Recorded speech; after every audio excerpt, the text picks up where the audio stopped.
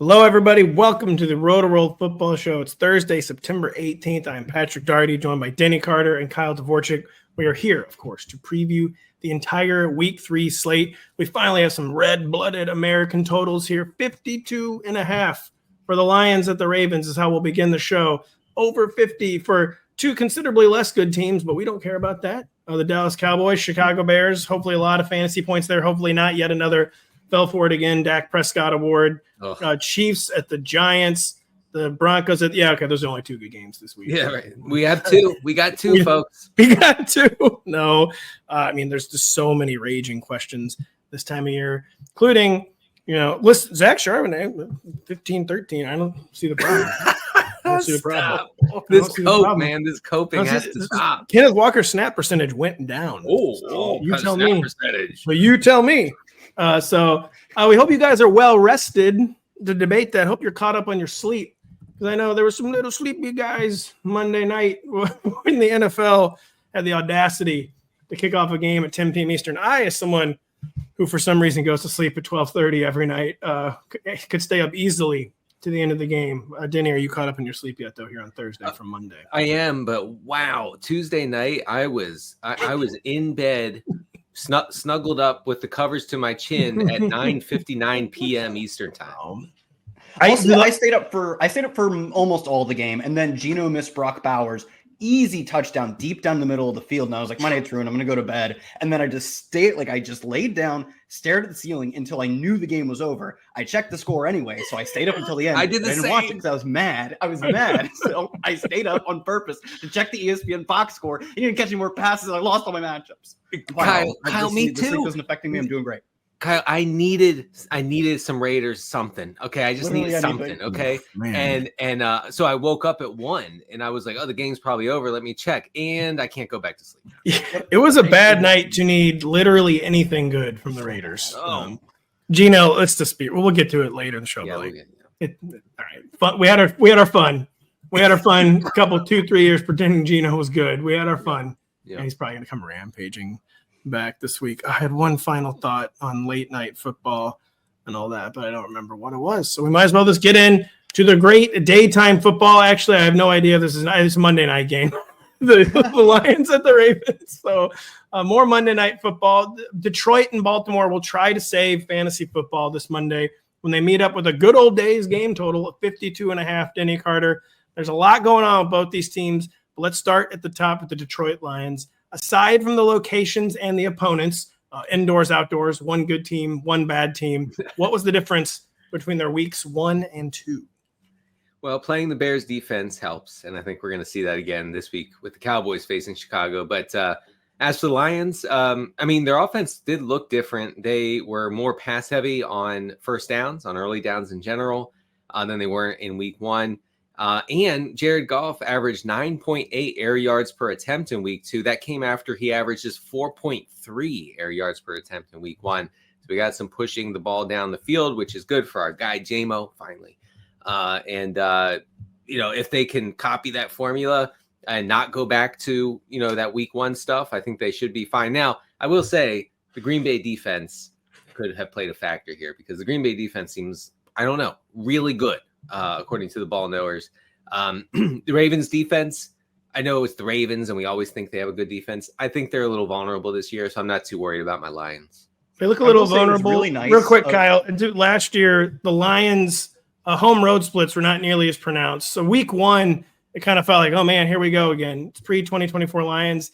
I think we're learning it's more about the Packers, though, than the Lions in week 1. Sorry, Kyle Dvorchak.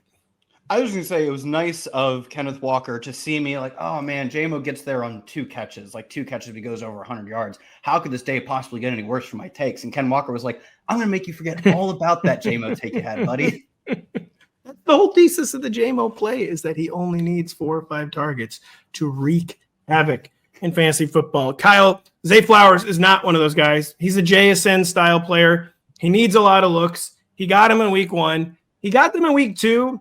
But it was more of a 2024 Zay Flowers stat line, like 7 for 80. I can't remember the exact numbers, but one of the best box scores of his entire career week 1. Week 2 was more standard Zay Flowers. It's his second breakout, as I'm trying to brand it, still for real, after a quieter but still very productive week 2. Yeah, the target share numbers and the air yard share numbers are still elite. Through 2 games, he is second in the NFL in target share at 43%, seventh in air yard share at 50%. And we saw this last year too, coming off of a good rookie season. He managed to actually increase both his per route and his overall cut of the targets while also increasing his ADOT. He was doing something that's really difficult to do, which is say, I'm going to earn high leverage looks, higher leverage than I used to see in the previous season. And I'm going to do that at a higher rate. Like, obviously, defenses don't want to give up longer passing plays, longer passing targets. And Zay Flowers just leveled up his game to the point where he was both able to increase his target volume and increase the value of the individual targets themselves as well. And now he's doing that exact same thing again, not by a massive amount, but again, increasing his target share while increasing his ADOT. This is like, he kind of reminds me of JSN in that way, where just the yearly progression is just him leveling up and leveling up.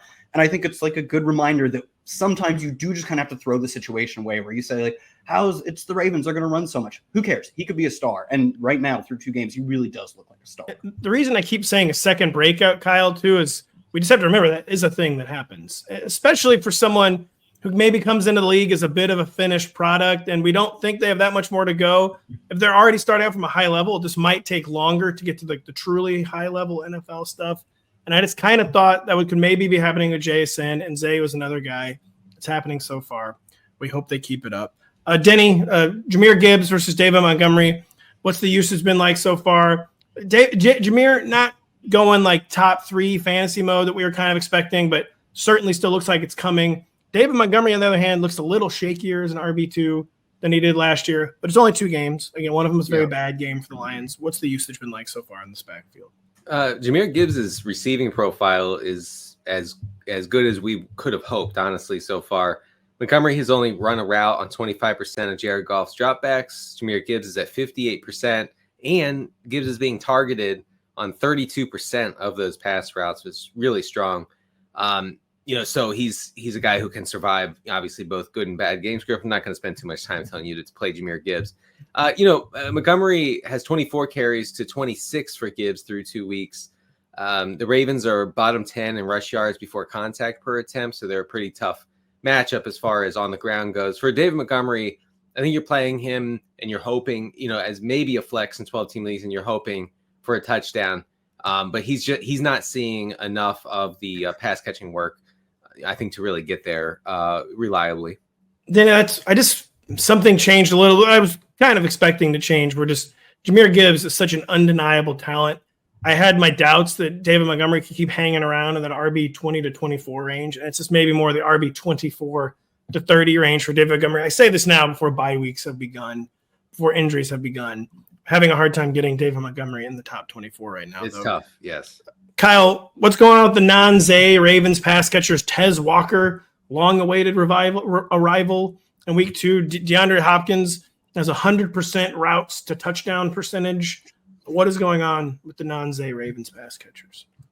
Yeah, for anyone who isn't Zay and Rashad Bateman, as Denny would say, unsustainable, right? You just cannot produce the amount of touchdowns that Tez Walker, Tylan Wallace, or DeAndre Hopkins have all been doing. Mark Andrews has 4 touchdowns already. Let me check. No, I'll look it up real quick. I'm sure it's got to be 3 or 4. And it's two catches through 2 games, which we'll get to in a minute. But Rashad Bateman has a route rate of 80%. Ironically, despite running what is functionally all the routes are very close to it, he's the only guy who hasn't had that pop off for a lot of them. It was literally an individual play, but hasn't broken away for the long touchdown. He's flex relevant, but I think he is who he is. Super inconsistent boundary wide receiver. And right now he's running cold on touchdowns, but at some point he will probably run hot on touchdowns because he runs most of the routes with Lamar Jackson as his quarterback. Mark Andrews, they moved him back into the slot much more last week. Didn't make a difference. Like, I don't have much to say. He's got a pretty normal role and he cannot earn targets. Like, that's kind of what being washed looks like.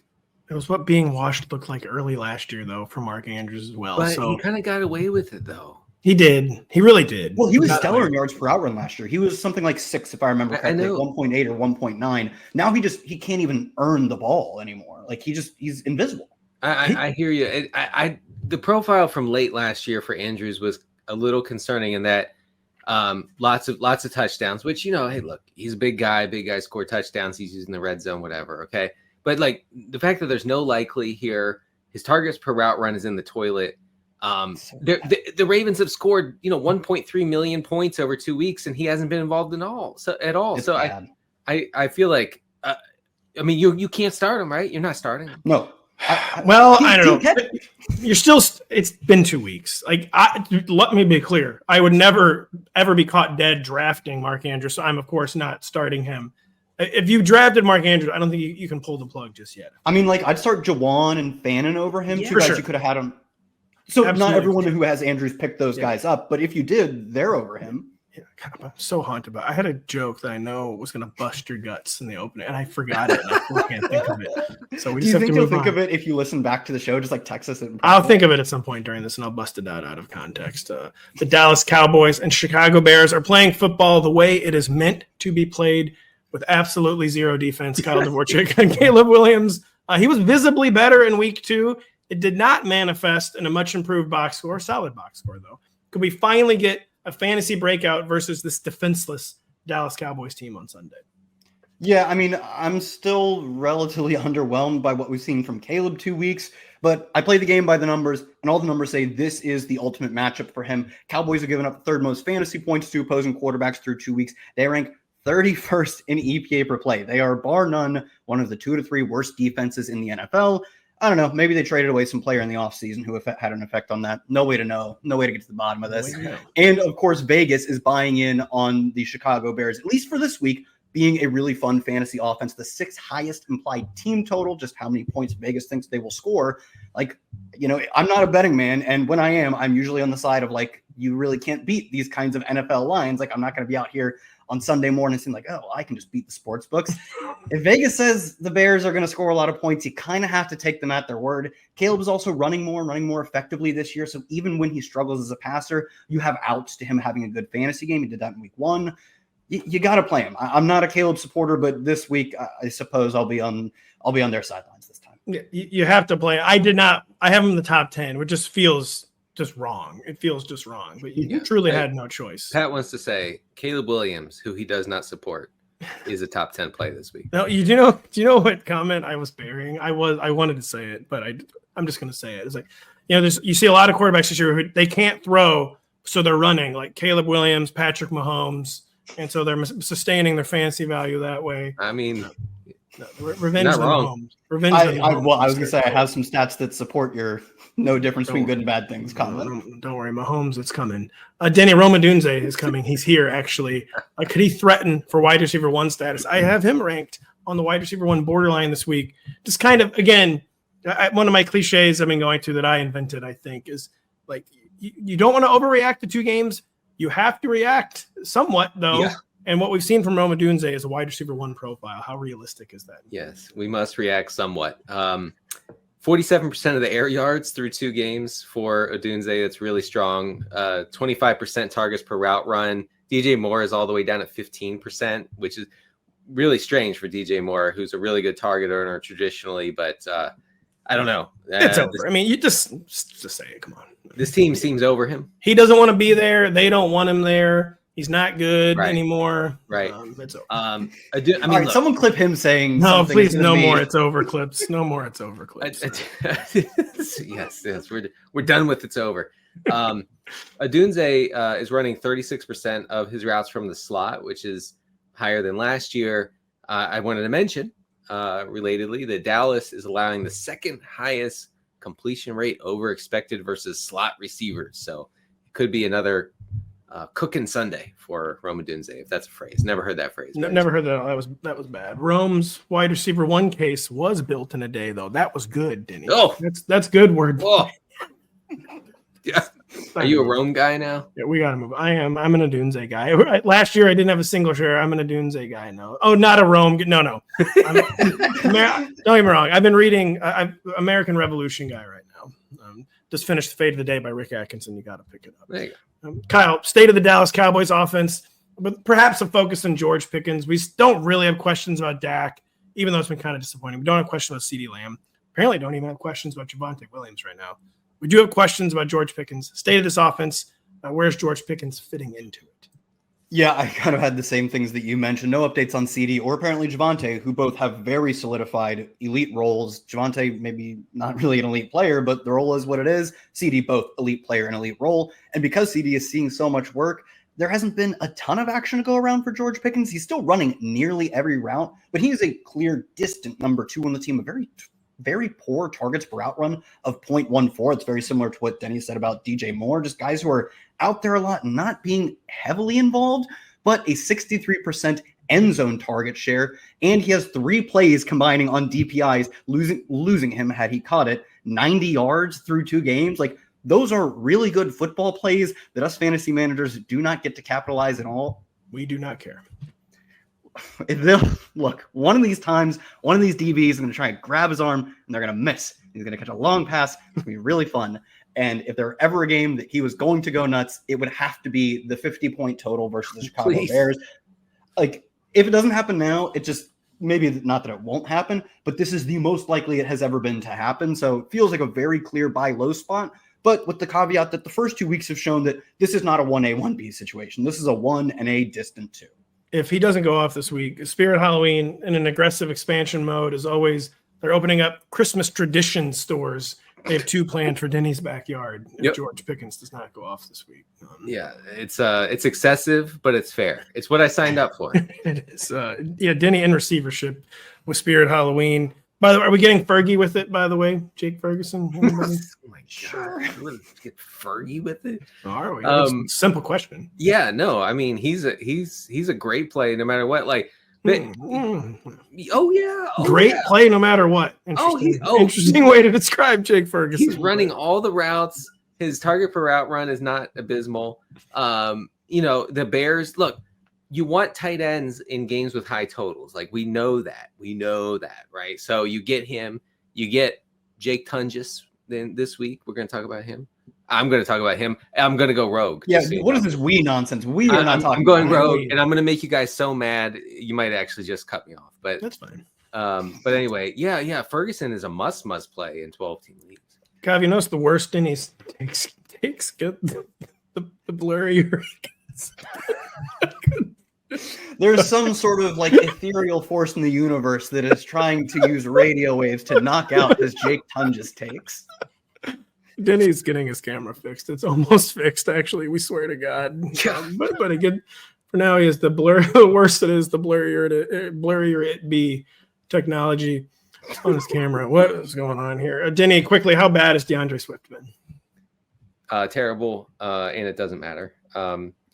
He's 48th out of 55 running backs in yards after contact per rush, 53rd out of 55 in PFF's rushing grade. But he has 34 touches through 2 weeks, and he's playing a bad Dallas defense, so you play him. Pretty much it. I may be a minority owner in Christmas traditions, by the way, and I may or may not have told them you lived near 2 very busy intersections and your yard would be perfect for a Christmas. Sorry if this is too far down the riffing rabbit hole. Probably a good time for a break. We'll be right back after this. This Sunday night, Patrick Mahomes and the Kansas City Chiefs head to New York City, actually New Jersey, where they face the Giants in a primetime showdown. Coverage begins at 7 p.m. Eastern on NBC and Peacock. The aforementioned Chiefs, they head on the road in an unfamiliar position, winless Denny Carter, just the way you and Kyle Dvorchak like it, apparently. But the Chiefs, they have the right opponent to finally get a W. The skill core, however, just remains so uncompelling. How might Xavier Worthy's expected return change things? Emphasis on expected. Weird things happen with these kind of injuries. His seems kind of serious. It's a really quick turnaround, but we think he's going to be back. What are the ramifications of that? Yeah, I mean, that went from season ending to a 1-week injury. That was something. It takes Tyquan Thornton off the field. So if you were hoping to scam your way to some like air yards there, that's over. It takes the shine off of Hollywood Brown. But this is assuming, guys, that Xavier Worthy returns to a regular role. And I feel like that's a huge assumption here. I wouldn't be surprised if they ease him back in. I mean, is he 100%? He's definitely not 100%, right? No, but he's probably, I think he's going to be as healthy as he's going to be the rest of the season. I'll say that, where they're probably operating at the shoulders just going to degrade further.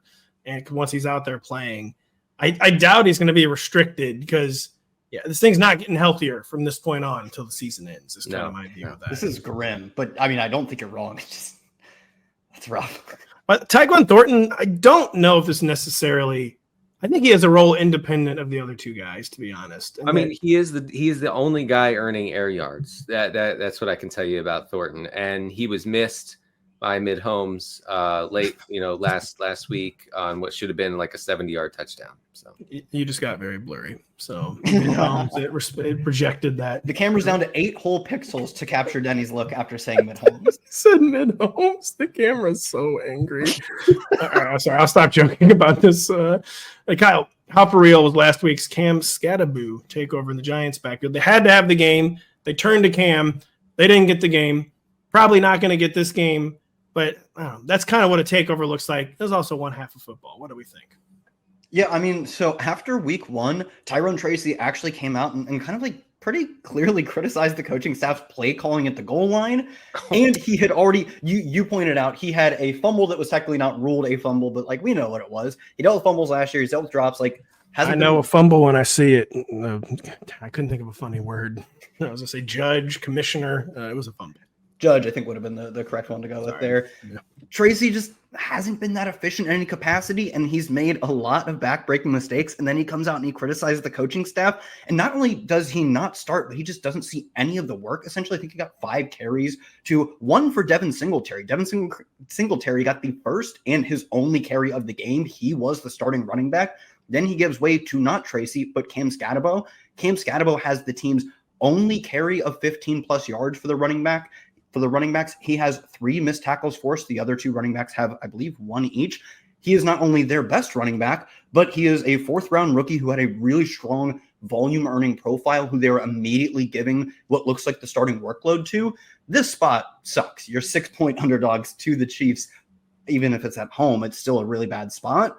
But you're getting maybe not all the work. I still think we'll see some of Tracy and I guess maybe even Singletary mixing in. But getting at this point, it looks like the majority of the work for a young, relatively exciting player. He's got to be like, did you list him in the RB3 ranks? It's kind of what my thought was, like 31. Kind of 3-4 borderline. I think I have him as like RB38 or something. Okay. Let's see here. Cam Scap, no, RB33 actually. So yeah, the lowest end RB3.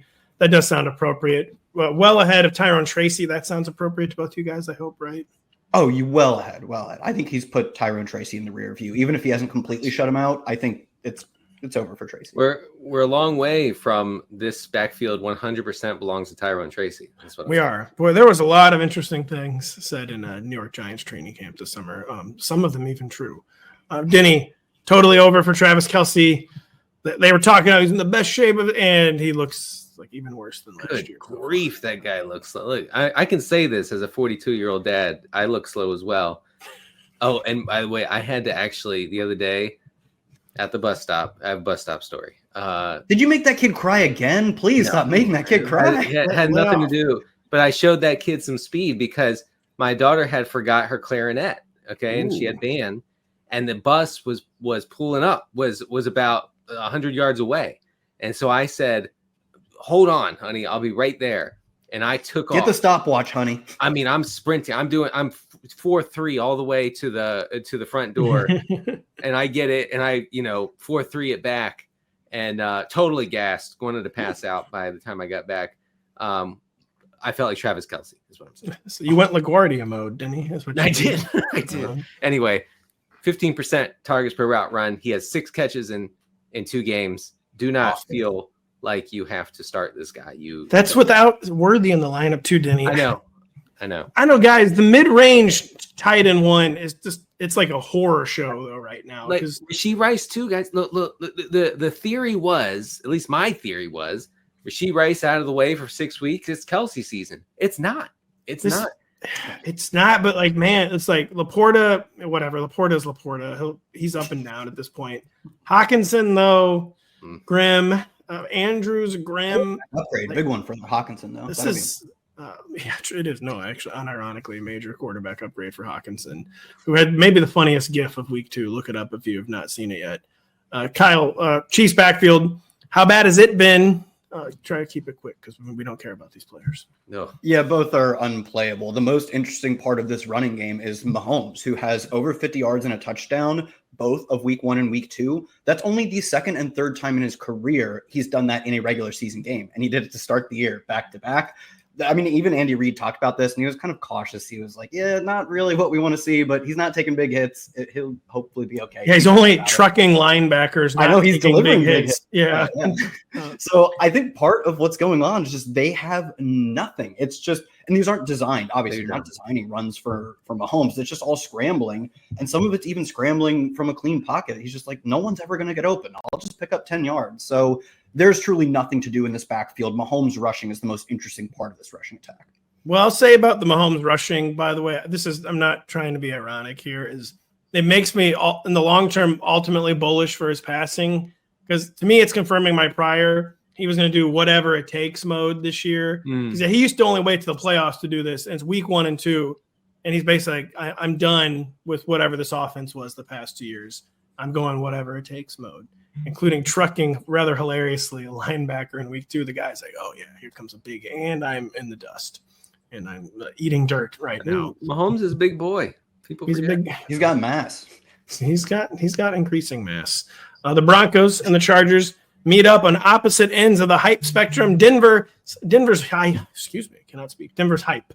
It's cool. I'm all right, guys. I swear. I'm just Denver is high physically. It's the high stadium. The Mile High City. I'm glitching. The Broncos hype is cooling. The Bolts is accelerating. I can't speak. Kyle Dvorchak. Is Justin Herbert back to every week must start status after last season's hiatus?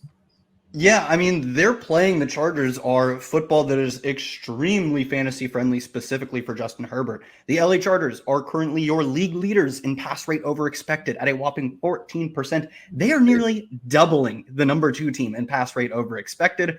Herbert's on pace for 60 scrambles as well, which would, again, nearly double his previous high of, I think, 36 scrambles. And this isn't coming out of nowhere. He went to a career high in scrambles as well, or at least it was a career high in total rush attempts last year in his first year in the Greg Roman offense. Obviously, Greg Roman has worked with some great mobile quarterbacks, but it's also something he's emphasized no matter who he's coaching. So we see last year there's a small uptick in rushing production from Herbert, and now we're getting a potential massive uptick in both rushing and passing production from Herbert. I do think this is what the true QB1 Herbert looks like. It's just volume on both aspects, volume for days. It is. It just feels for real too, because it's a continuation of what we saw last year. The supporting cast is enhanced.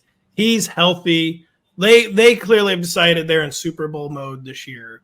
It just famous last words, but it just feels real. Well, remember Greg Roman talked about we want to use Justin Herbert's rushing ability, and then he immediately got hurt on his second rush of the year. Yes. And then they were like, well, a really bad ankle sprain that he just should not have been playing through, but did, right? Because they had an early bye too, which finally let them get healthy. And they opened it up after the bye. They just look kind of like they did at the end of last year, but they're going to do it for a full year and even better. Because like you said, Pat, they really did figure out their skill core this year. Sigmund Bloom shared a take with me on Tuesday too, where people were kind of making fun of Jim Harbaugh all summer, where Sig said he compared it to, he was talking of Justin Herbert almost like he was like Paul Bunyan. Sig's take on this was, he wanted to build Herbert up, in Herbert's mind, you are a superstar. Let it loose. Basically put the team on your back. Let it all hang out there, kind of. And you're kind of seeing that through 2 weeks for Justin Herbert. I mean, the kid needed it. He doesn't seem to believe he's a superstar, but he can be. He doesn't. Every film guy has always believed it. Maybe now Justin Herbert actually believes it. Denny, what is going on with Bo Nix? Other than he has been really, really bad through 2 games. Only 2 games, but he has not been good. Kind of bottom of the table on a lot of the advanced metrics. Yeah, he's the platonic ideal of a Sean Payton quarterback, except for that he's bad. 5.5 air yards per attempt. That's lowest in the league through 2 weeks. He can sort of save his fantasy value by rushing. He has 11 rushes over two games. But honestly, I feel like this week you probably are trying not to start him in 1 quarterback leagues. Where do you have him ranked at? QB 16, so you're well outside, because this Chargers defense kind of looks like the AFC version of the Packers defense, and just a squad we knew was talented, but they have clearly leveled up this year. They lost Khalil Mack to a broken arm. Yeah, and also by the way, the check down stuff, the short stuff, like I said, 5.5 air yards per attempt. it's crushing Cortland Sutton right now. Like that, Cortland Sutton is never going to see those targets. And so, I mean, I actually don't even know who's going to see those targets consistently. It's all spread out to the running backs, it's not Evan Ingram. Let me take over for you and say, I have a pitch. Franklin? It is Troy Franklin, who not only last week was seeing the targets, 9 targets, an elite 29% target share, but he did something that Sean Payton has really never let anyone other than Cortland Sutton. It's only been a few years, but he's never let anyone other than Cortland Sutton do. He ran all the routes. His 31 routes are actually slightly more than Cortland Sutton. They're both full-time wide receivers as of last week. That's an 86% route rate. An elite target share, gets home with 8 catches, 89 yards, I believe a score. Also gets like vaguely some of the Marvin Mims work. He actually got a rush attempt, which turned into 11 yards, hits 100 from scrimmage. Like, if this role holds, and Sean Payton is a very mercurial coach, maybe this was a 1-week blip on the radar. And it was a 1-week blip, but yeah. It was probably a 1-week blip. But if it is not, this is an elite role for a player who's a really interesting prospect. Just truly a 3-year, third-year breakout, Power 5 player, elite efficiency. And he falls because he was both very small in terms of his weight, and he wasn't as fast as people expected. But like, you put, like, I'm not a tape guy, but you want to say you put on the spreadsheets and the spreadsheets say he plays like a really good football player, so be it. I also think you watch him. He looks very fast. He looks faster than he timed. So I like the profile. It took a little bit of time, but this is what a second-year breakout would look like, with the caveat that I could see Sean Payton pulling the rug. Yeah, actually, I didn't necessarily think Franklin was a 1 week. It was a 1-week blip in that it seemed like the target allocation was just totally different for every Bronco last week. By the way, Evan Ingram, he's my bank examiner superstar so far. Like they're on hold right now. Actually, they actually are letting me do this. Ingram's riding around with them around your house constantly. Yeah, they are on hold. Talking to a microphone again. We'll get the Cashmore checks at the end. But go ahead, keep talking. So he had the calf. Now he has the back. So that is the only thing. Is maybe it's about injuries, but it's like, okay, great. The 31-year-old tight end has 2 injuries in 2 weeks. Not really sure how that is supposed to get better. Denny, are things going to get better in the Broncos backfield if you have RJ Harvey, where it's basically been 50% Dobbins, 30% Harvey, 20% Tyler Bidet somehow? It's bad. It's bad for Harvey. I'm trying to find my notes here. Yeah. You sound like someone on the scene of like a natural disaster. It's bad out here, Jim. It's really bad. Yeah. They sent me to Mile High to report on the backfield, and I just said, it's bad, folks. Dobbins has last week outcarried RJ Harvey 14-5. It's now 30-11 on the season as far as carries go. Neither guy is running that many routes. Tyler Bidet, Pat's favorite player, figures in to the passing game there. Okay, the whole like Peyton's running backs get targeted thing is not really coming to fruition so far. Bidet leads the backfield with 8 targets. He's being targeted on like half of his routes, which is insane. It's not good. Dobbins is touchdown dependent. RJ Harvey's not playable. It's really bad. It is bad. And by the way, I still don't know where Bidet came from. Missouri, he was always Tyler Beatty, is what we called him on the Mizzou Tigers radio network. He did have one good game. That is true. He had one good game, changed his name. The Philadelphia Eagles have yet to have one good game, and yet they're 2-0. The unforgivably boring Eagles host the workmanlike Rams as roughly 3.5-point home favorites, Denny.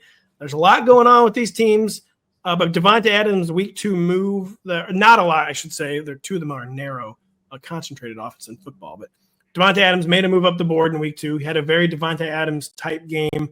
Is he getting himself back in the low-end wide receiver 1 mix? Yes, but also this team has thrown 45 passes in 2 weeks. They only have 2 players, so it doesn't matter. You're telling me it doesn't matter? You're going to look at me, the guy who divided by 2 is 22.5. Divide that by 2 again for weeks, and that's like 11 targets per player per game. They're not the Eagles. They're actually throwing the ball down the field. I drafted A.J. Brown in a couple leagues, and done that. I can't stop regretting it. Well, we're talking about that's because Denny, we're talking about the Rams. Okay, so the Rams. Despite Saquon was the 42 number for the Rams or for the Eagles? The 42, I think, is the Eagles number, Denny. Or is it not the?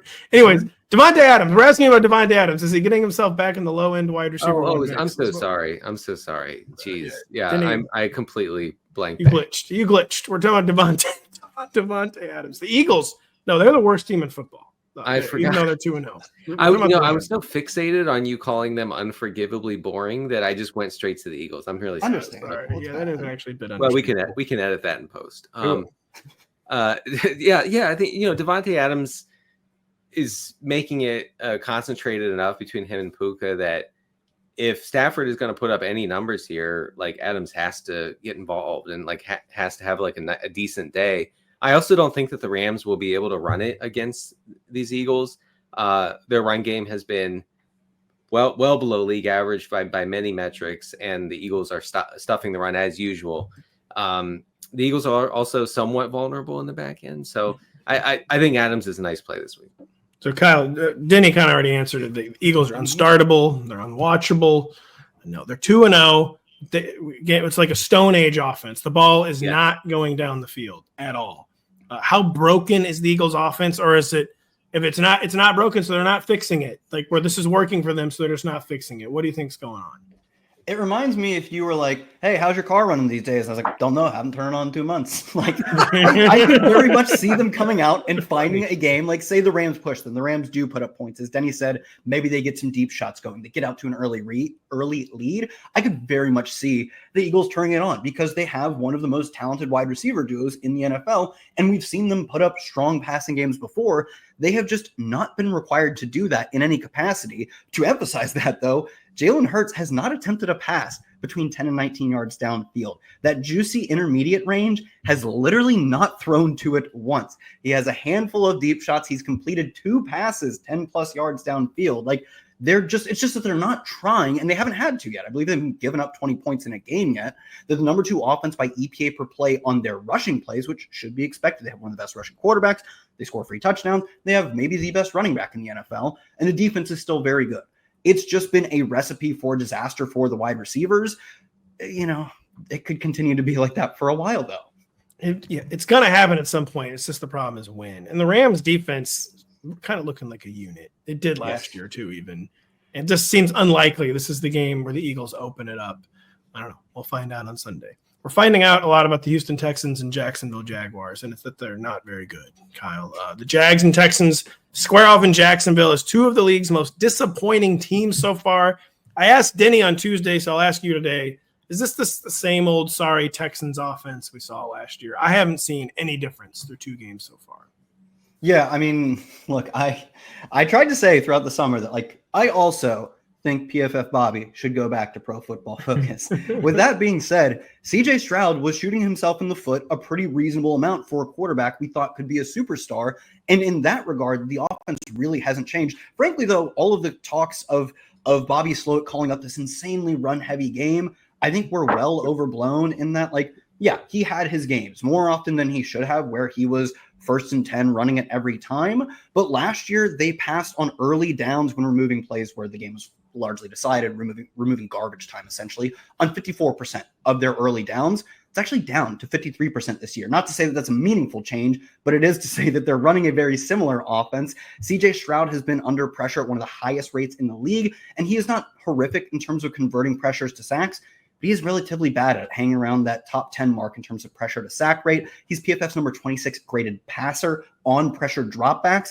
Again, he's not the worst quarterback under pressure, but being not good, below average at least under pressure, and being one of the highest pressured quarterbacks in the NFL is a real recipe for disaster. And this team didn't do anything in the offseason to address their offensive line. They went out and got receivers, which maybe that's the answer, right? Boy, did they get receivers. Then use them. I know Christian Kirk has not been available to be used, but they weren't using the rookies they drafted on day 2 either. And with Christian Kirk back, that doesn't seem to be changing. Maybe Christian Kirk being back is what they needed. But I think laying it out as they look way too similar to what they did in 2024 is more or less accurate. Denny said CJ Stroud is throwing darts. It's hard to unsee once I heard Denny's comparison where he looks like he's throwing darts. When you watch Stroud this weekend, when you're grinding film, look at look at the way he throws it. He throws it like you throw, like I said on Tuesday, you have 4 beers and you throw some darts. Yeah, Denny, to be clear, he didn't say sober darts. He said, when you're really trying to aim it, oh man, yeah. I just know if I focus real hard, I can, and it hit another patron. That's rough. And I'm being kicked out of the bar. And we're moving on from the Houston Texans because now we talk about the Jacksonville Jaguars, Denny. Let's just get it all out there. Is Trevor Lawrence more of a problem than solution right now? 2 weird games. Again, I keep harping. They had the thunderstorm in week 1. Then they had Joe Burrow get hurt in week 2, which you're like, well, why is that bad for Trevor Lawrence? And then they weren't playing the game they necessarily expected to play, and then they lost the game. And it's Travis Hunter even startable right now. What is the identity of this Jaguars offense? Is Trevor Lawrence playing well? And can we start Travis Hunter in fantasy football? There is some indication that Trevor Lawrence is unlucky. I think Kyle mentioned to us the other day that unfortunately the Jaguars lead the league in drops. Well, maybe if the quarterback threw a catchable ball. Look, once again, we're gonna. You know who always also leads the league in drops? Mid-Holmes. Mid-Holmes, yes. And we're gonna have Trevor Lawrence. We're gonna have a 15-minute cut up of all these drops, and it's gonna be like he had the greatest season of all time, and no one will talk about it. And then me going through the cut-ups, not a drop. Okay, that one was a drop. Foul, not a drop. I know. So we talked earlier about like how bad Geno Smith has been. They're right next to each other in completion rate over expected. Like they're, him and Trevor Lawrence. So he hasn't been great. I will say with there were a couple fellas I podcast with, and in the off season, they told me that Travis Hunter was a full-time player. It's getting blurry. It's getting blurry. Let me be clear. That was mostly one fella, Kyle. And it looks to me, my spreadsheets say that Travis Hunter has run a route on 65% of the team's dropbacks, which is not fantastic. Technically, he's running routes when he's backpedaling on defense, too. Well, there you go, Denny. Put that in your spreadsheet. But you didn't think of that. All right. 16% of the air yards, 19% of the targets. Here's the caveat, okay? And this you can hang your hat on, okay? Love caveats. Take your hat off. You can hang it on this. He's being targeted on 29% of his routes. That's pretty strong. Okay. That's the thing I said would happen. Right. He would get a lot of targets. And I did not say what would happen when he got targeted because it hasn't been good so far. He's okay. And this is my anecdotal take. He's very small. He's very small. Teeny tiny. He kind of gets thrown around like a rag doll. I'm kind of afraid for him. I don't know, man. He's teeny tiny. He looks like a slot corner playing offense. Yeah, he does. He kind of does look like that, doesn't he? Isn't that weird? It's been concerning. It does not look like a number 2 overall pick. 2 games, very small sample size. Can you start him? No. I mean, you can start him. He's the classic where if you have to start him, there are upside cases that are plausible. I'm not jamming him into lineups right now, though. It is more like, if you have to start him, the comeback could start now. But you do not have to start him, is what I would say. Oh, yeah, producer Adam had a great either-or for us. 2 guys with so many question marks right now. Would you rather start Travis Hunter or would you rather start Xavier Worthy, Denny Carter? That is tough. I actually would lean Worthy. I'm windmill dunking Xavier Worthy. Oh, okay. Really? Okay. Yeah. I mean, I just have a feeling on Monday we're going to be like, oh man, Worthy only ran 40% of them. I'm kind of with Denny here on this one. I think we're getting full like they're not saving him. They're rushing him back and they're not rushing him back to save him. They're rushing him back. I feel like they're just like, well, it's in God's hands now.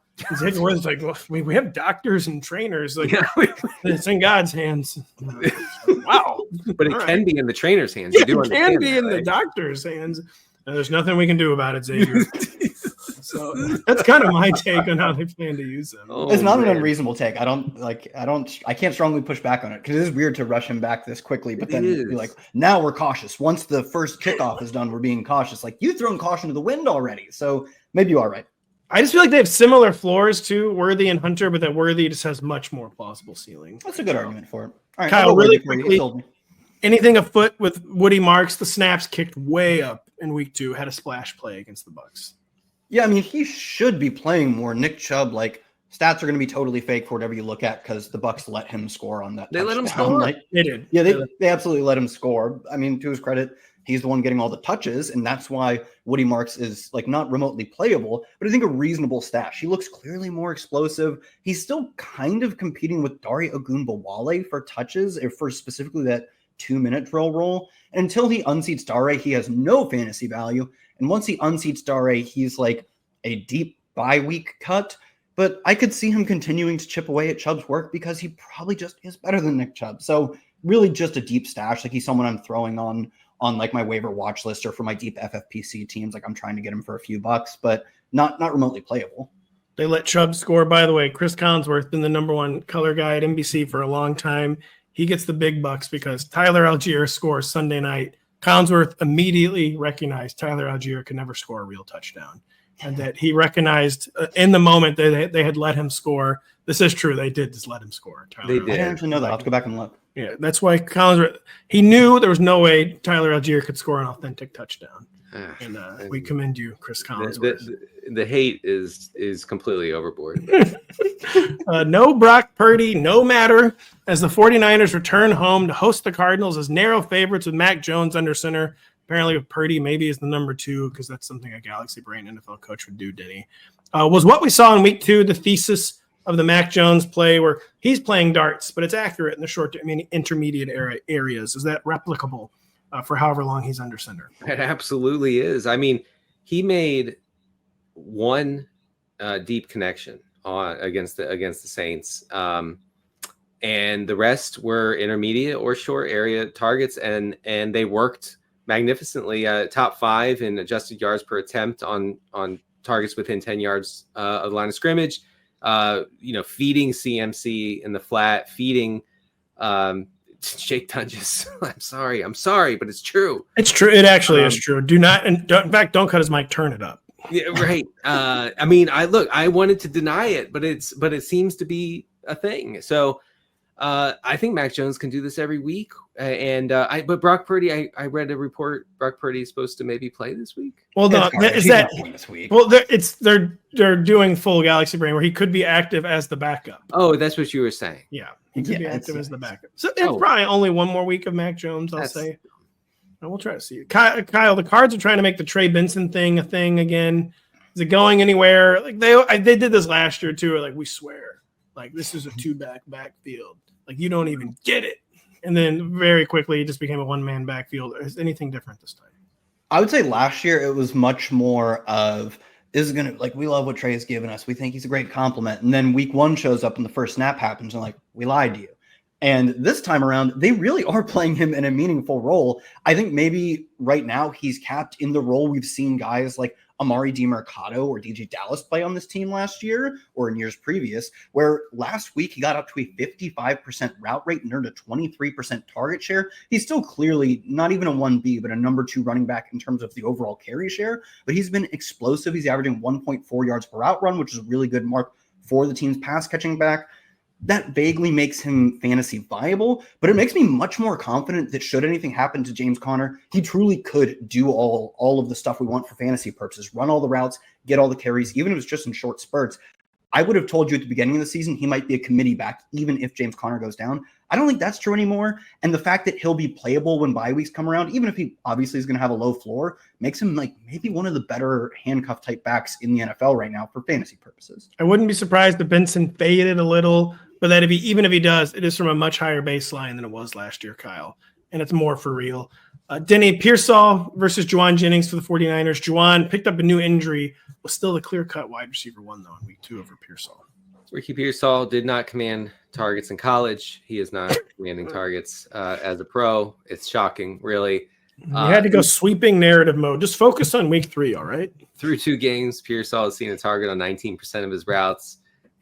Jennings was up to 27% target per route run last week. Wow. So yeah, you're right. I mean, Jennings, the short of it is Jennings is a much better play than Pearsall. I wrote them up in my funnel report, which comes out on Friday. If you guys want to check that out, I just real quick on Tunges. Last week led all San Francisco tight ends in routes and targets. The Cardinals are allowing 12 targets and 9.5 receptions per game to tight ends. Pretty good matchup. What you said about Tunges is true. What you left out, understandably, is that Luke Farrell scored a touchdown somehow for the 49ers. We hope that does not happen. I don't care about touchdowns. Just to be clear. It's true. Let me be clear. Kyle, quickly, same old from Marvin Harrison Jr. He has finally resorted to publicly begging for targets that I'm sure Kyler Murray will take very seriously and definitely take into consideration this Sunday. Where are we at with him, HJ? I mean, last week was interesting in that they nearly doubled his slot rate. They moved him inside much more, but they didn't give him any first read targets out of the slot, and he only earned 2 total slot targets. So it was like perfunctory. They just moved him there and like, who cares? We're not actually going to do anything when we move him inside. And then in week 1, he played the exact same role he did through his rookie season, which was just outside, too deep of an 8 out to be a massive target commander, and a guy Kyler Murray neither really wants to nor can throw to a lot. So maybe last week they put him in this role, and then the next coming weeks they install more looks for him within this role, which will be a little more slot focused, a little lower 8 on. But I don't think you can be confident in saying any of that. For now, it's like either scenario does not seem awfully good for his fantasy outlook. Still just clearly a boom bust. You need the long play wide receiver 3 type. Yeah, Kyler hears him begging for targets, and his response, man, that's crazy. Someone should do something about that. I have absolutely no idea who might do something. His response was pretty bad. Yeah. Did he actually respond? Yeah, what was it? He was like, yeah, I mean, of course I'd like to get all my guys 10 targets a game, but I can't. He just doesn't get it. Kyler just straight up does not get it. I still think Kyler and Marvin should meet. They absolutely need to get together. Get a PS5, Marvin. I know you're a professional. You're focused on improving your craft. You need to get a PS5. That's frankly what it is. He's too professional. He's too committed to the game that happens on the field. Needs to be committed to the game that happens on the PS5, Call of Duty. Yeah, get a PS5. COD, as it were. A new one I'm sure is coming out this fall, like with space lasers and stuff. The Commanders and Raiders enter week 3 smarting. The Commandos are missing their QB most likely. And the Raiders' QB went missing on Monday, Kyle. That was a fiasco performance from Geno Smith and company. Is the Geno-assance, which had been going for 2 or 3 years now, sputtering to an end? I mean, I'll say the Raiders are still playing very fantasy-friendly football, like I talked about with the Chargers, except their quarterback's not playing like Justin Herbert. The Raiders are the 3rd highest pass rate over expected through 2 weeks. Geno is 6th in average depth of target. He's throwing deep. He's throwing a lot.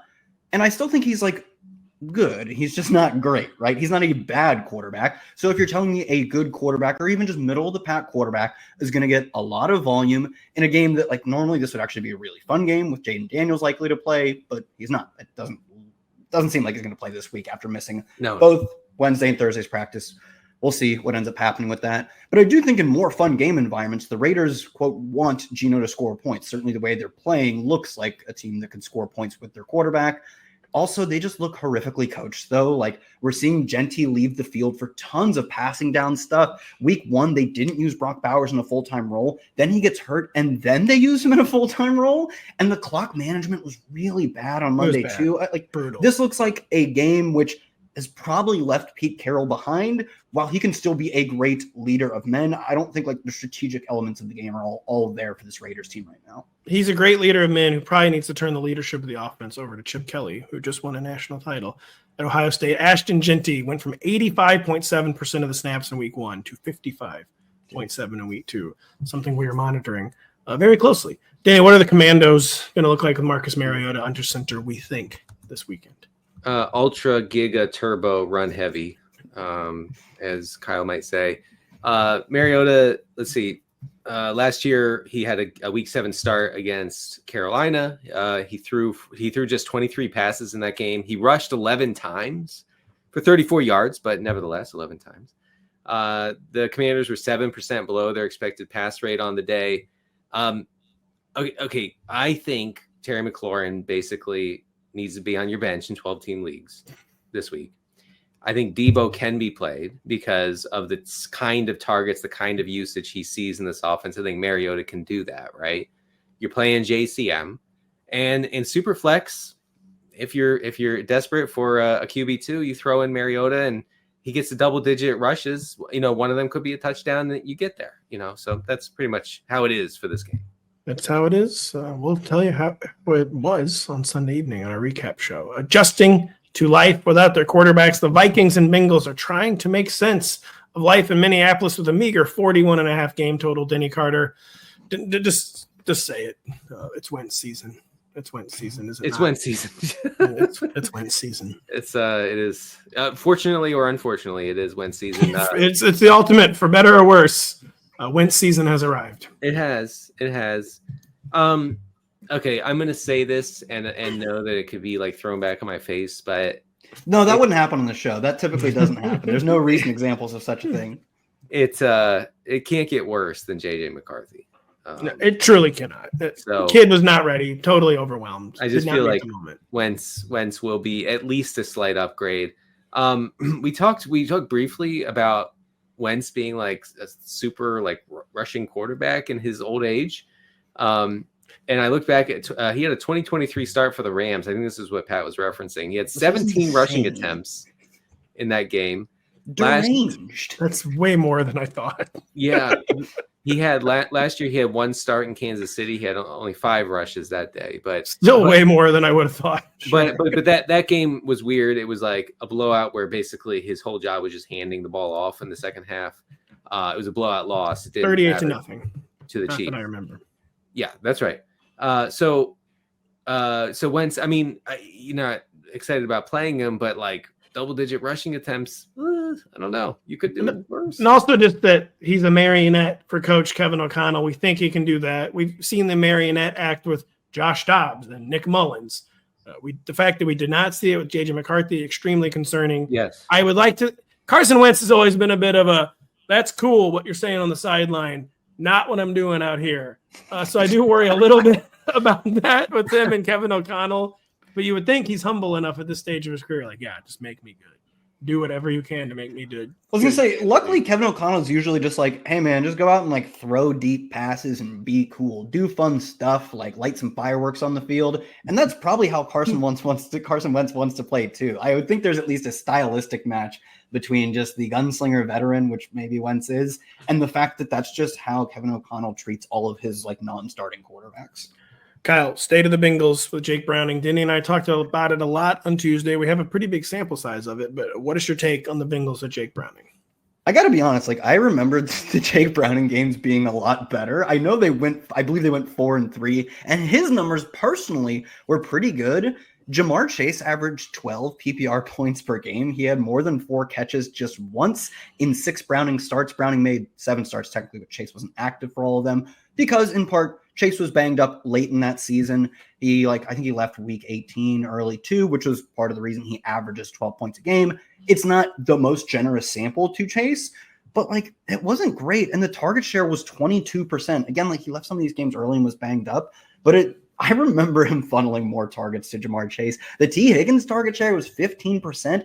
And largely, I think that was because he was just checking it down nonstop effectively. He was like earning yards quite easily, targeting his running backs, targeting even his tight ends, like these no-name tight ends. But the fact that he actually wasn't doing what I kind of remembered more so was, just find your number one receiver and just throw it to them every time, let him do all the work. That actually spooked me a little bit, even though I do think he is a good quarterback as of what's asked of him. Some of that just might be more targets for Chase Brown, which will be frustrating if you have T. Higgins on your roster, for example. But he did that last week, though, Kyle. He did funnel targets to Chase. 16 targets. He was targeted on 36% of his routes. Like that. Like we can get that going again. God. I mean, if we get that going, who cares about any of the previous data? Like it's awesome. It's also too, they were improbably alive for the playoffs in 2023, but the season was over for the Bengals. The season is alive now. It's over, man. I feel like they got away with it 2-0. They should be 0-2. Could be a little bit different atmosphere with this Bengals offense. Denny, real quick, Jordan Mason season, Aaron Jones. Oh, big time. He's you got to get him into your lineup. Like I know I'm not going to go through because I actually outlined it in regression files, but he's going to get almost all the routes. He's checking off all the nerdy metric boxes. You got to figure out a way to get him into your lineup. Like even in 10-team leagues, I feel like he's got to play. Yeah, if you drafted Jordan Mason as your RB3, he is now your RB2, and he has to be in the lineup this weekend is what it comes down to. The Patriots perked up in week 2 while the Steelers crashed out, Kyle, something I've heard Zoomers. I saw that on the show sheet. He must have been proud of this one. They crashed out. That's what they did. There's nothing else to even call it. These teams are squaring off in Boston, 44.5 game total. I know you're part of the Drake May army. Was that what we needed to see in week 2 if you're a May quote-unquote stan? Yeah, I mean, the Dolphins are not a good team, so I don't want to overemphasize the fact that he crushed the Dolphins, but he played he like middle of the pack in week 1, basically middle of the pack in all the nerdy metrics, and he played so well against Miami that right now he sits as the QB8 exactly in PFF passing grade, PFF's accurate throw rate, EPA per play, and completion percent over expected. 8th in all of those metrics. And he's also a good runner. Has 1 rushing touchdown this year, was extremely efficient on the ground last year. This is not the most exciting game. The fact that they're underdogs is like a bit befuddling to me at home. But I do think the fact that he's played so well through 2 weeks, like I said, maybe it's just the Miami sample, but I didn't think he played horribly in week 1 either. So the fact that he's played so well through 2 weeks and hasn't even flashed that elite rushing potential, I feel good slotting him in as, QB 12, 13, 14, somewhere in there where it's at least a hard choice if you have to bench him. This week, too, as some of the regulars in that range have bad matchups, whereas May, it's not a great matchup, but it is a week where May is back in the low end QB1 mix. Denny, things are getting weirder and more annoying in this Patriots backfield. How much more weird and annoying can they get in week 3 and going forward? Yeah, I mean, not only is Ramondre Stevenson seeing most of the rushing attempts out of the backfield, but he's running most of the route or more routes than TreVeyon Henderson, which is not what we were promised. I've been sold a bill of goods here. Man, bill of goods. I hate when I get sold those. It's something that you never want. Is how I understand a bill of goods. Stevenson is running 44% of the routes through 2 weeks. Henderson is only getting 31%. Henderson is being targeted on 30% of those routes, so like he's getting involved like when he's out there. But it seems to me that Mike Vrabel has said, "Rookie, you're going to have to earn it." And so it looks like a situation. The best case scenario for TreVeyon Henderson now is a week 8 or week 10 emergence. Things change quickly with running backs, Denny, but everything you said applies to week 3. Or week 3, I'm looking for reasons to get TreVeyon Henderson on my bench. Whereas weeks 1 and 2, you're like, oh, this guy's surely he's going to be cool. Like, I'll get him in there somehow. I think the tenor of that changes for week 3, or for all the reasons you laid out. It could get better sooner than we expect. I don't really see why week 3 would be that. Also, the Patriots. Okay, so remember we said week 1 they were crazy pass heavy. I think they were 14% over their expected pass rate. They were down 3% below their expected pass rate in week 2. Huge shift there. We knew that was coming. I think that's more the norm. Denny, real quick, Patriots receiver rotation. Anything going on there of note? Last week, no one ran a route on more than 66% of the dropbacks, which is really weird and strange. Stefan Diggs was only at 45%. I don't know what to say about these guys. I mean, Keyshawn Boutte is like a touchdown dependent guy now, or I guess he always was really. You can't possibly feel good about playing Diggs even in PPR. I don't know. I have Keyshawn ranked slightly ahead of Diggs for the second straight week. It didn't go well last week. He thankfully had got a touchdown, saved a little face in fantasy. I do have Boutte slightly ahead of Diggs. We'll see what happens. Kyle, quickly, because we all know the answer is very bad. How poorly is the Aaron Rodgers experiment going in Pittsburgh, Pennsylvania? Yeah, I mean, PFF grades Rodgers as their number 30 passer. He is much more middle of the pack in terms of both EPA and completion percent over expected. I mean, some of that is like you get a few big screens that I don't want to say he doesn't have to do anything for, but like the Jalen Warren 60-yard catch, he's not contributing much there. It certainly helps his numbers, though. I will say this, and it's primarily for fantasy purposes. The Steelers are playing much closer to Aaron Rodgers football than I would have expected. They went from last year being 29th in pass attempts per game to 18th. Still not an elite number, but it's nothing we would expect from an Arthur Smith offense with any other quarterback he's coached in recent memory. So, and they've been generally a neutral script, like league average neutral script pace team. They're not like really anything in terms of pass rate over expected, which is not necessarily a Rodgers stat. It's not an Arthur Smith stat. It is somewhere in between. Like, we know Arthur Smith wants to run the ball a ton. We know Rodgers has been even late in his career an attempts or a quarterback stat kind of guy. They're finding a, quote, happy medium. It's not working great, but at the same time, it does help the volume of all the pass catchers. Except for the volume. It's not even what you really want for DK Metcalf. I feel like that is going particularly poorly. I'm having ranked outside the top 30. So not really quite sure what you were signing up for when you took DK Metcalf. Right now, it's the wide receiver 34. That is what you have. The Tampa Bay Buccaneers grinded out 2 hard-fought victories. Well, the Jets have already lost every which way, Denny. What do we make of this Jets offense through 2 weeks? Justin Fields ruled out the concussion. It's the Tyrod Taylor season here in New York.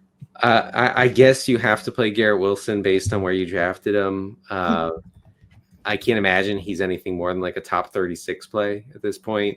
No. That's very extreme. Top 20 still for Gare, for old Gare. What? Yeah. Only receiver. Yeah. It's Tyrod too. He'll get a little more volume this week. Okay. Well, you're a little more bullish than I am. You were going to put him outside of the top 36? Seemed like a bit rough. I don't know. I mean, this is ugly, man. This is real ugly. So it's also we have to remember there's a grand tradition of like good players even in the worst situation. Like Chris Olave is still getting like 9 targets right now. I was going to say Malik Neighbors is nuking and Russell. So that's a little pump the brakes a little bit there. Is all we're saying, Denny. Breece Hall is somewhat game script dependent, and you can't really bank on the Jets having script on their side here. No. So I 10-team leagues, you're not playing Breece Hall. 12-team, I think you're kind of forced into it. No, even Breece, I think you're overstating it a little bit. Like I'm still easily starting Breece Hall. Like they need his targets actually too. I'm with Pat here. Like this offense runs through quite literally just 2 people. Like who do you think their number 2 wide receiver is now? Because I think Josh Reynolds is hurt. Mason Taylor cannot earn a target to save his life. Like I don't think like Allen Lazard's a healthy scratch at some point. Like one of the very few teams where it's Tyler Johnson, I think, but I almost couldn't name I had no clue. Took me a sec. I really had to jog my memory looking through preseason snaps I have saved in my mind. And that's a regular season player right now for them. It's just going to be volume for days in terms of a portion of the offense for these guys. But I do understand that like this is a bleak outlook for like how many points they expect them to score and how many plays they get to run because the quarterback's not going to be good. And 36-year-old Tyrod Taylor is more likely to check it down to Breece than Justin Fields. So, yes, that's true. I thought you were saying wasn't going to finish the game because he's not going to finish the game. I have no clue who the number 3 is, though, so we're just not going to worry about that right now. Is it the Mizzou quarterback, Brady Cook? Maybe. Brady Cook? I don't know. He was at final cuts. I guess maybe he's getting promoted this week. No way to know. He is on the practice squad. Kyle State of the Tampa Bay Buccaneers. Denny said Emeka Egbuka was getting away with it. Now he's not getting away with anything. He's not practicing with hip and groin issues. And seems like danger of missing week 3. Yeah, you have to keep it tuned into Rotoworld for that one. There's like some weird reporting too where he wasn't spotted at the beginning of Thursday's practice, but then there's some reports that he'll show up later. He was officially listed as DNP. I just checked it. On Thursday? Oh, yeah. You got to keep it locked to Rotoworld for that one because 2 DNPs is typically a pretty telltale sign, especially for a young player. This isn't a veteran who like just give him time off. That's not what they're doing. We can talk about it now as his impact on the offense is still very meaningful if he's going to play.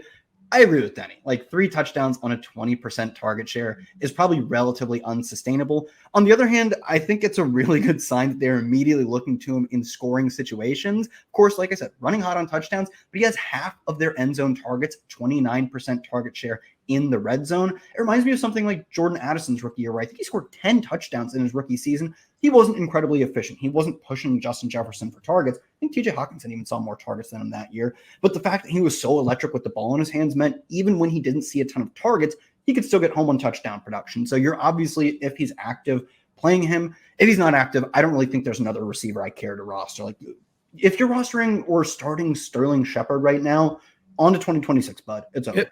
It's on to 2026. It's on to Falcons, Panthers. They're meeting in week 3 as 2 teams all over the map. For the Falcons, that has at least included a victory, Kyle. Still, Michael Penix and company have not exactly been explosive. How are we feeling about this passing attack throughout what I would say 2 inconclusive games? They're just playing hyper conservative, which we should have seen coming. This is what they did last year, both with Penix, which midseason, bringing the rookie in, you expect them to play conservative. They were generally very conservative with Kirk Cousins too. Again, we could make excuses, but the fact that it's carrying over into Penix's second season tells us a lot about how the team wants to call their plays. Right now, Penix has the 6th lowest average depth of target, the 3rd lowest deep throw rate. He has yet to complete a pass that traveled 20-plus yards downfield, a negative 8% pass rate over expected. They were negative 7% last year, though, so it's a perfect continuation of what they did last year. I do think Penix has a good arm, and they have good intermediate to deep receivers. I don't think that ADOT sustains. I do think he gets more aggressive, but as 5.5-point favorites versus these Panthers, the only reason you get aggressive is because you can, not because you need to. Yeah, I thought that was a non-representative sample when he was kind of the emergency starter last year, playing the exact same way so far in 2025. So not loving that. Bryce playing the exact same way he's always played too, Denny. Some people claimed he was good. Yeah, I don't know who did that. We're looking into that. Well, he played much better in the second half, I'll say, in week 2, but a lot of prevent defense mode.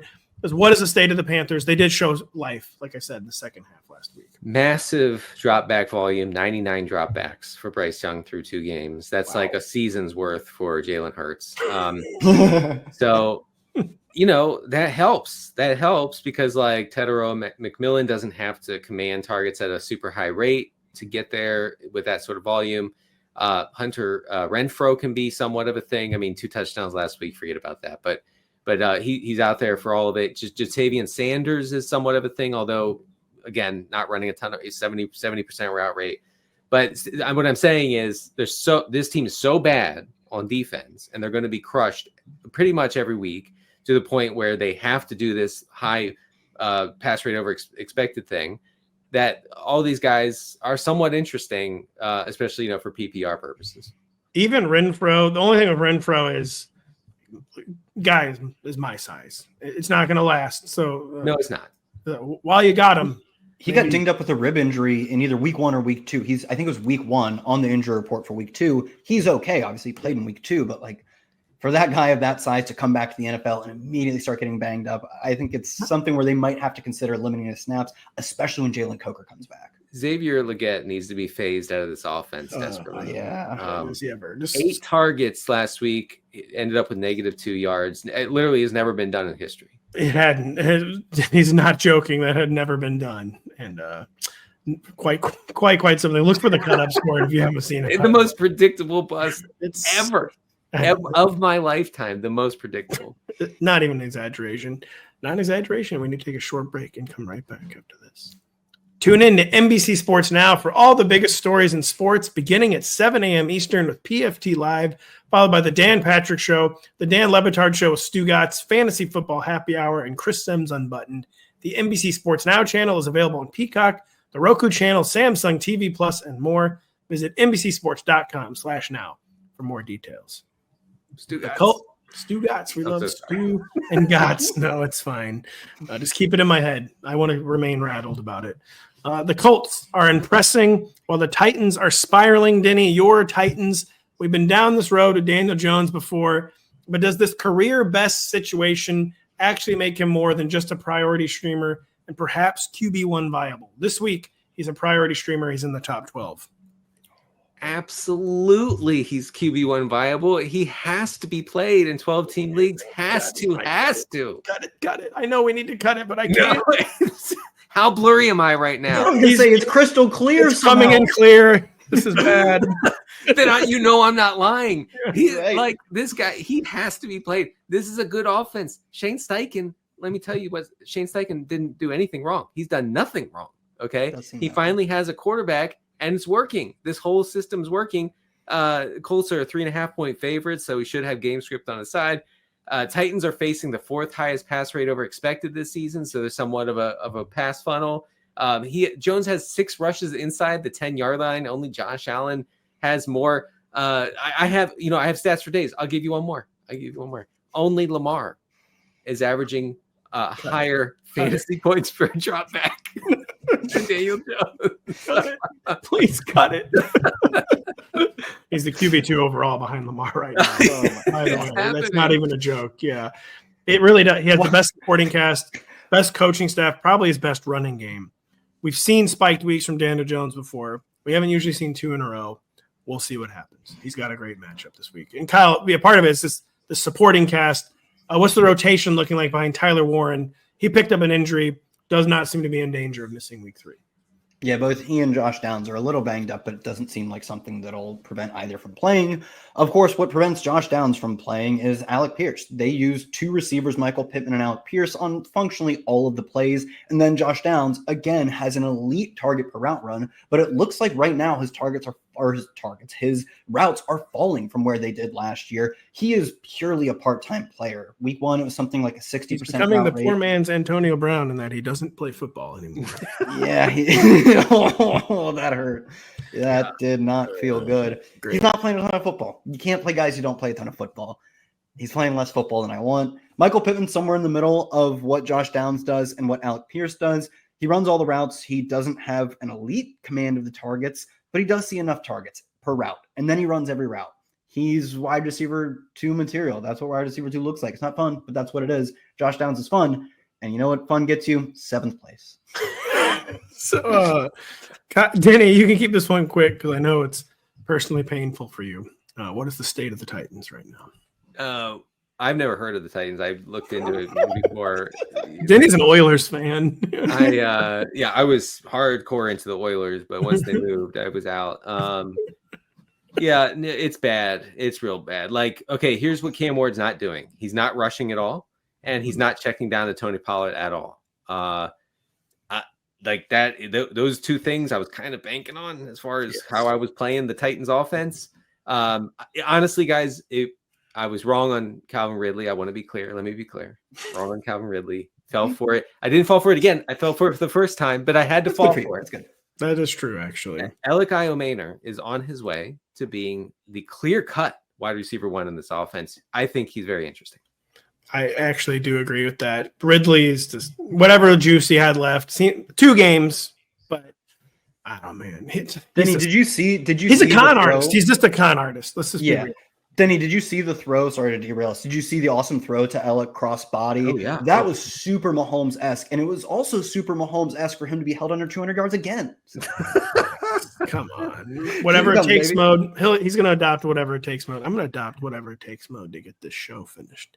Seattle Seahawks are more than touchdown home favorites versus the Saints. Kyle, what is the state of – man, I didn't know this is the part of the show we were at. Kenneth Walker, Zach Charbonnet. We've talked about it a lot on the show. We will continue to talk about online. Denny laid it out on Tuesday. Sharbs versus KW3. It's getting weirder. It's getting more frustrating. Yeah, I guess something to also monitor is Zach Charbonnet missed Wednesday's practice with foot injury. If he doesn't play, Walker's going to bury me. 6 feet would be kind for him to only bury me at 6 feet under because, my position has always been that, I think he's probably better than Zach Charbonnet, but the team at this point, even at this point heading into week 3 off of a game in which he averaged 8 yards per carry, they did not seem that interested in loading him up with touches. The snap percentage went down last week. It did. It went from 41 to 36%. His percent of the carries he saw stayed about steady, 42% in week 1, 45% in week 2. He didn't run almost any of the routes, ran 20% route rate. That is in part where that snap share dropped came from, is he ran even fewer routes, but obviously he looked incredible. It truly did look really good, averaging 8-point-something yards per carry, goes over 100 yards. I don't think that's sustainable. I don't think he can continue to average 8 yards per carry. And guys who are not seeing even half of their carries tend to not pay off as RB2s. But 1, I do think he'll continue to have spike weeks. It'll just be extremely frustrating. And 2, if Zach Charbonnet is out, we are so toast. Yeah, just you see, the Seahawks plan is clear as day. I've already said this on the show, where I think they wanted to keep Walker healthier and fresher. They think he's more explosive on fewer snaps, fewer touches. That was clearly the plan. Can that remain the plan when things like week 2 happen? Very much to be determined is where we are at with Kenneth Walker and Zach Charbonnet. Denny, where are we at with the New Orleans Saints? Which of these guys are we actually starting? Some sustainable volume from some of these guys, some usable volume, I should say. Which Saints are we actually starting? Yeah, Juwan Johnson, still a starting option, 12-team leagues, PPR scam material. I wrote up Chris Olave. Actually, he was the cover guy for regression files because his usage is good. So far, the production has not been there. Touchdowns, obviously not there. This is not a good matchup, I will say. But it's coming. Eventually, it's coming for Olave, and then you're starting Kamara as a scam artist as well. What about Shaheed? The usage not really that much different, it seems like, from Olave, Denny, or is it? So it's down from Olave, but the thing here is that the Seahawks they're going to pressure Rattler at a high rate, and I don't see Rattler being able to stand back there and throw it downfield very often. I think it'll be a lot of quick hits, which is not Rashid Shaheed's game, as you know. I think he can be benched for this week. There's no I say this in a no shame. The Seahawks might make Spencer Rattler cry this week. It's going to be ugly. The Seahawks are becoming a bully on defense. It's in Seattle. Yeah, yikes. Yeah. Yikes. It's just rain. He's not actually crying. It's just rain. Oh, my God. Already in turmoil. The Cleveland Browns could be a QB change at any moment, team Denny Carter. How do we approach Browns pass catchers amidst that reality? We already got our first dose of Dylan Gabriel last week. The world was not ready for it. What is going on with the Browns pass catchers? The Flacco thing's almost over. It's almost done. It really. I'm just glad you didn't beat around the bush. Like, no, yeah, that was kind of fun. Not really though. I mean, no, it actually wasn't fun at all. So it was a good idea.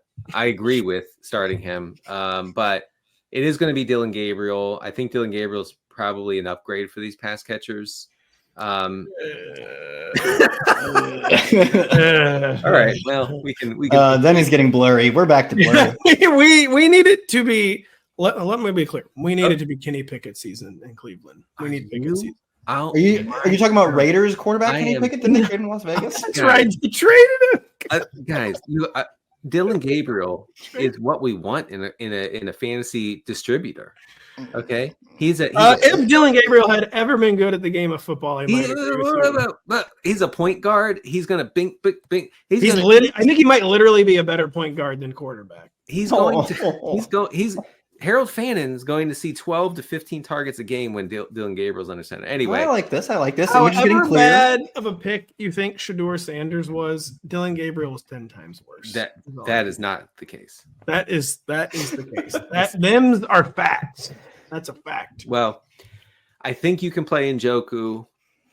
I think you can play Fannin. What about Judy? I need to play Judy in the league. I'm benching Judy. I have to actually choose between Judy and Ridley in one league. I think Judy. I'd say Judy. What choices led you to this place? You shouldn't have made them. So I analyzed fantasy football for a living, and I ended up with his choice. This is how Denny. Why he's now they're being I can't think of the word. They're being kind with Denny. Christmas traditions where they're not going to bulldoze the entire house. Only part of it. Only half of it. I don't know. I feel like you're kind of risking zeros in some of these cases. It's a horrible spot against the Packers. I do want to also say the Browns defense has been good. I feel like this game's going to be ugly all the way around. So Kyle, what are the Packers receiver rotation? What's it going to be? Jaden Reed, broken collarbone. He's out. Dontavian Wicks, maybe an uptick. Savion Williams, maybe going to get some gadget manufactured touches. What does the receiver rotation look like? Last week, less Jaden Reed did not equal more Matthew Golden. Yeah, it equaled more Dontavian Wicks, who led the team in routes out of the slot, goes 4 for 44, which isn't great, but both 4 and 44 lead the team's wide receivers, catches and yards. Romeo Doubs is actually leading the team in touchdowns last week. And more importantly, this happened while we're on the show, so it's somewhat breaking news, is Tucker Kraft hurt his knee, I believe, in practice. Status looks up in the air at best for week 3. We had one that was like literally one of the only good things happening in fantasy football so far. And he was easily, once Reed went down, their most interesting explosive player. Denny talked about this. He wasn't a great target earner last year, but he was an awesome yak monster. I think he literally led the NFL in yards after the catch per catch, and he started earning more targets right now. There's a pretty big vacuum to fill for explosive plays, for yards after the catch opportunities. I don't know if that's Matthew Golden's game necessarily, but I do think it is a true now or never moment. And all of the fun, exciting playmakers on this team are now, pending what we see from Tucker Kraft in Friday's practice and the inactives on Sunday morning or whenever this game is being played. But it's now or never for Golden in terms of just getting someone explosive the ball. This game's being played in the Netherlands at 9:30 a.m. Eastern. It's in Cleveland at 1 p.m. Eastern. Tucker Kraft injured in Thursday's practice. The belief it's not a long-term issue. Sunday is short-term. So consider him highly, highly, highly questionable. Listen, your 14-team leagues, you better feel blessed to play Dontavian Wicks this week. Or who's the other tight end on this team? Luke Musgrave. He actually had a really interesting rookie year. He had some flashes. We had a really, really interesting show. I'm sad to see it go, but it's over. We're out of topics to talk about. We're not out of topics to write about. There's the regression files from Denny. There's his funnel report on Friday. There's my rankings. There's my Sunday aftermath still from week 2. There's Kyle's 10 facts from week 2. A really, really interesting read. His stardom situm is coming out. So we got the website blanketed. We'll have it blanketed with injury updates for guys like Tucker Kraft. Very unfortunate. So for Denny Carter, for Kyle Dvorchak, I'm Patrick Daugherty. We'll be back Sunday evening. Denny will be back at 1 p.m. Eastern on Friday to answer all your questions.